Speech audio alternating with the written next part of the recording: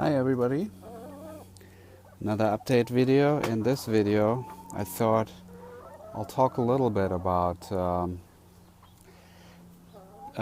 chicken for beginners, like the 3 things that you should consider if you're thinking about having chickens. So I thought I'd combine this update video with feeding the animals.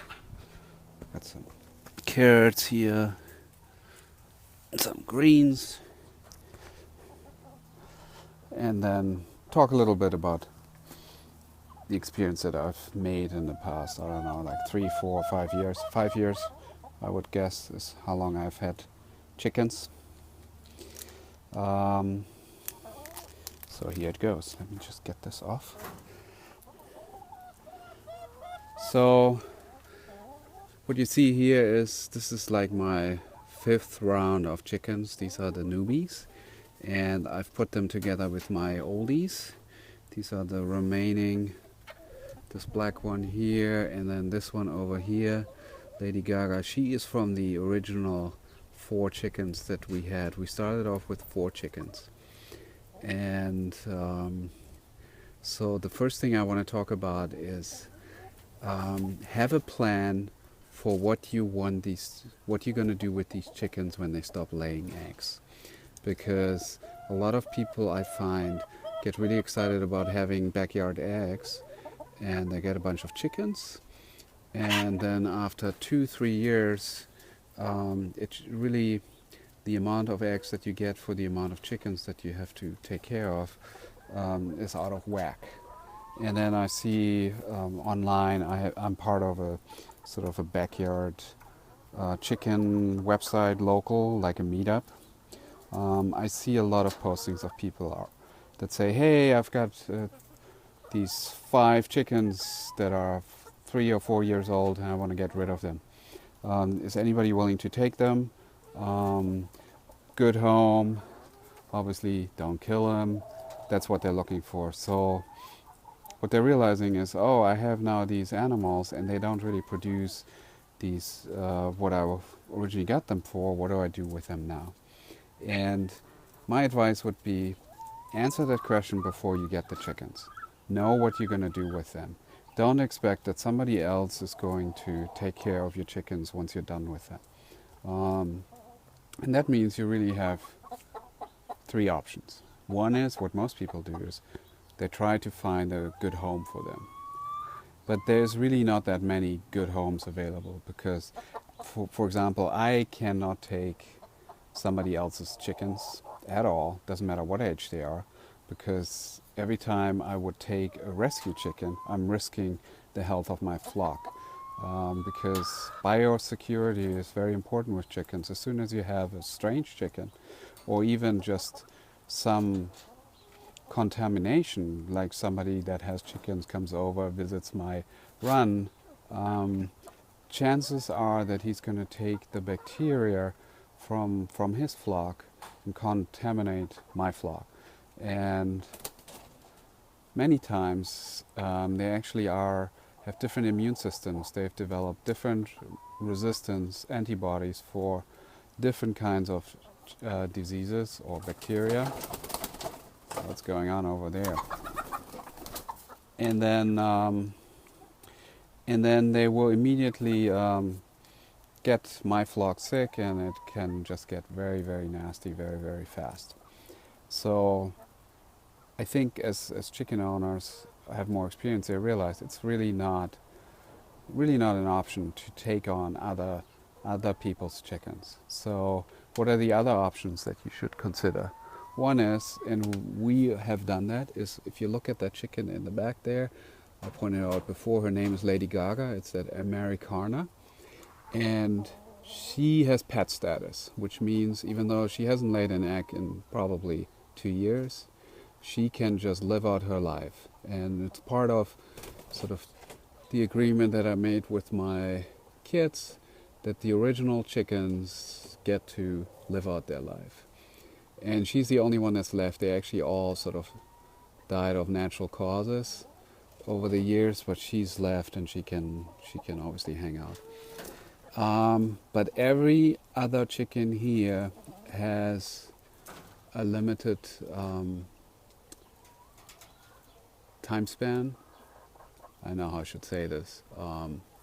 But they basically, once they reduce their egg laying capacity, they will be replaced. And so I butcher them. I've learned that, and by now I don't have a problem with it anymore. It's part of the raising backyard chickens, I think. And we turn them into a meal, into a soup, because they're this old, can't really make a roast out of them. But they make a fabulous chicken soup. Nothing like you could ever buy in a supermarket or expect in a restaurant. So I still have, I'd say, 4 of these chickens that are now senior, and they really don't lay that well at all. I mean, it's winter time, so they have reduced laying cycles anyway, but I don't really expect them to come back in spring and start laying an egg every day or even every other day. And that's why I replaced them with this new generation. And now I specifically also got a chicken breed that is a very consistent and very reliable layer. Like the white one here, that's a leghorn. Basically, once it starts laying, it lays a white egg every day, doesn't skip a beat. And these ones, the one left of her, that is called a red star or sex link, and or production red. They have different names, but it's basically some hybrid of heritage breeds and is just as much an egg laying machine. So, but they do lay brown eggs, so I expect them to lay an egg pretty much every day as well. I have got 4 of those, and then in this new round, also in the background, you can see I got another Americana, and this is an Americana here as well. And these don't lay every day, they lay every other day, but they give you the green eggs, and that's really good for selling eggs, to just sprinkle a couple of green eggs in there, because it's a novelty item, and anybody that's interested in buying backyard eggs, organically raised, for them it's really another incentive to get these eggs, because they just show variety, and it just feels good to, when you open up your egg carton and you see different colored eggs in there. So I don't just get the brown eggs. This one here lays actually a chocolate colored egg, and then the Americanas do the bluish greenish eggs. So that's advice number 1. Sorry, I'm just taking a long time. Which is, make sure you know what you're going to do with these chickens. Either let them live out their lives, or find another purpose for them. But take responsibility for what you're going to do with these chickens once they stop laying eggs. Because you're probably not going to end up finding somebody who's going to take care of them. Oh, look how cute. So the other thing I wanted to point out is actually size of the run and size of the coop. You probably, when you start off, you're thinking about 3 to 4 chickens, and you definitely want to get more than just 1 or 2, because they're social birds and they need to have that security of living in a flock. So the absolute minimum is 3 chickens. But very quickly you realize that they can't even satisfy your need of eggs. And beyond that, when you want to have the opportunity to give eggs away to friends and neighbors. So my experience is, you start off with a little 3 or 4 chickens, and immediately, or after 1 season, you realize it's not enough eggs. So you start expanding your flock quite fast, and you end up having 10, 15, maybe even more, depending on how much you're interested in selling eggs as well. But I think for a family of 4, you really want to have 10 chickens to consistently know you're going to have enough eggs at any given time. And then if they really are fully producing, you can give some away as well. But the problem you usually have is you never have enough eggs. People always ask me, can I have another dozen? Can I buy? Can you give me? and I never have enough eggs. I can sell twice, 3 times the amount than this flock will ever produce. So in terms of your run and your coop, build them with that in mind, that you probably want to have a coop that is big enough to house at least 10 chickens, even if you think you're never going to have more than 4 chickens, which is fine as well. I mean, nobody needs to go crazy. If you feel like 4 is just fine, and if you have the occasional egg, then that works totally. But I would build it, the bigger the better. The more space you can afford to build, the more room you can give them. It's going to be more beneficial for you, and it's definitely going to be more beneficial for them because they have more space to roam. There's going to be less stress on the birds when they're fighting, and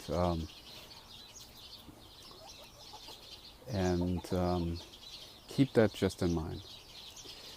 Yeah, and then finally the thing is, be open-minded to experimenting with new things. Use your chickens for gardening.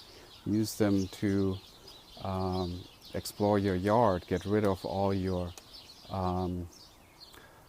bugs and weeds in the garden. So try different things. Maybe even consider going the next step, which is rabbits. And I know that's not for everybody, but rabbit are extremely sustainable, which means they produce a lot of just invaluable manure that you don't need to put in a compost or need to let sit for 6 months before you can use it in your garden. You can take their manure and sprinkle it into your garden right now, and it immediately fertilizes everything you have in an organic way. You don't need to spend any money on chemicals or even more expensive organic fertilizers, because they will produce that for you as a byproduct. They're also very easy and very cheap to feed, because they basically live off hay or any kind of fiber. So if you have leaves in your backyard, that kind of stuff, you don't have to toss that into the green trash can anymore. You can keep it and feed it to them, and then you reduce the footprint of your own garden in terms of removing all those greens. And then if you're really bold and want to go all the way, you can use them for rabbit meat, which is probably the most sustainable meat you can grow. Their feed to meat ratio is one of the best. It definitely is several times better than raising cattle or buying beef, because their meat to feed ratio is like a 1/6 of that of a cow. And one doe, these are bucks, but one doe within 1 year can produce nearly as much meat than one beef in terms of just breeding and giving birth to rabbits, and then using her offspring as rabbit meat. It's a source of protein. So be open-minded. That's my advice. Sorry that it took so long, this video, but I hope I'd share that, and let me know if you have some other advice or different opinion, and leave a comment. Thanks for watching. Please like, comment, and subscribe. Have a great day.